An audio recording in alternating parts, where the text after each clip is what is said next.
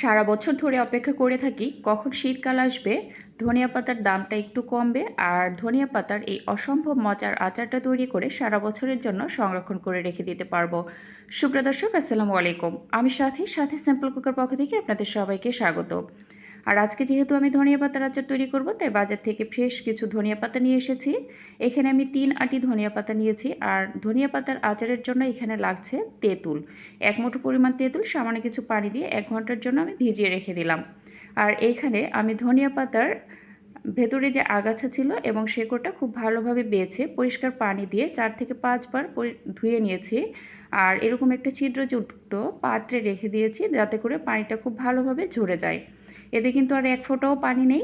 এখন আমি এই ধনিয়া পাতাগুলোকে একটু টুকরো করে কেটে নিচ্ছি, বড় বড় একটু কুচি করে নিচ্ছি।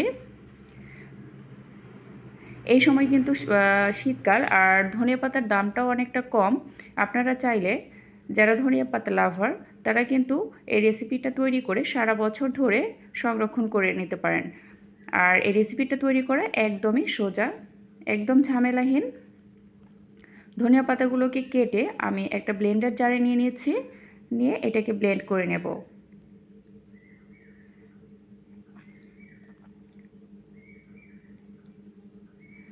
এর মধ্যে কিন্তু তেঁতুলের কাঠটা একদম রেডি হয়ে গেছে।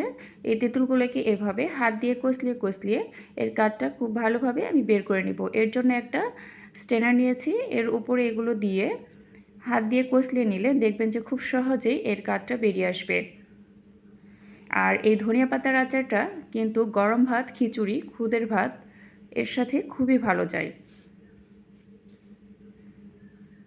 এভাবে করে একটু কষলিয়ে নিচ্ছি, এতে করে এর কাঠটা খুব ভালোভাবে বেরিয়ে আসবে।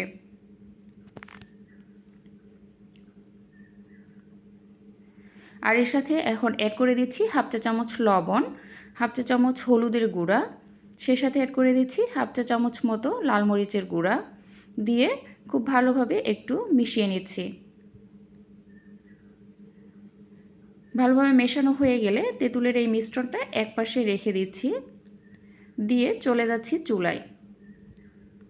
চুলায় একটি প্যান বসিয়েছি আর এতে দিয়ে দিয়েছি 1 কাপ পরিমাণ মাস্টার্ড অয়েল অর্থাৎ সরিষার তেল, আর দিয়ে দিয়েছি হাফ চা চামচ 5 ফোড়ন, 6টা শুকনো মরিচ আর হাফ কাপ পরিমাণ রসুন খোসাটা ছাড়িয়ে নিয়েছি, দিয়ে হালকা একটু ভেজে নিচ্ছি।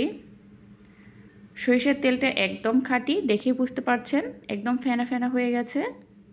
এটা হালকা একটু নেড়ে এর সাথে অ্যাড করে দিচ্ছি সাদা সরিষা এবং কালো সরিষা 1 চা চামচ মতো। এখন আমি অ্যাড করে দেব তেঁতুলের সেই মিশ্রণটা।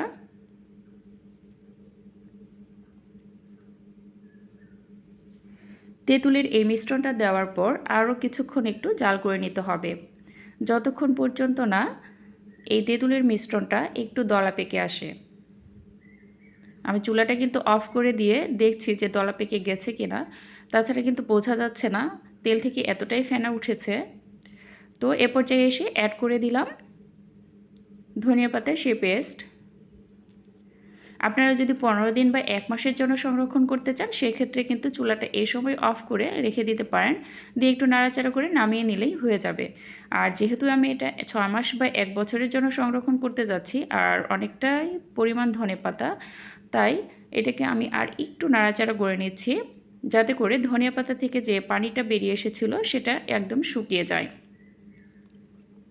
তাহলে এটাকে যদি আমি নর্মাল ফ্রিজে রেখে দিই, তাহলে এটাতে কোনো ফাঙ্গাস পড়বে না আর অনেক দিন ভালো থাকবে।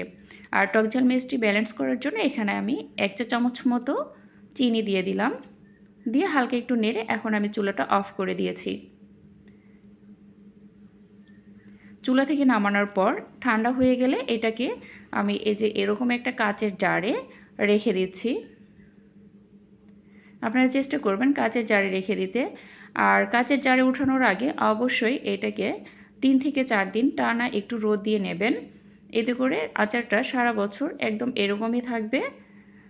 তো এতক্ষণ ধরে কষ্ট করে আমার ভিডিওটা দেখার জন্য আপনাদেরকে অনেক অনেক ধন্যবাদ। আশা করছি রেসিপিটা আপনাদের ভালো লেগেছে। দেখা হবে আগামী পর্বে এরকমই নতুন কোনো রেসিপি নিয়ে।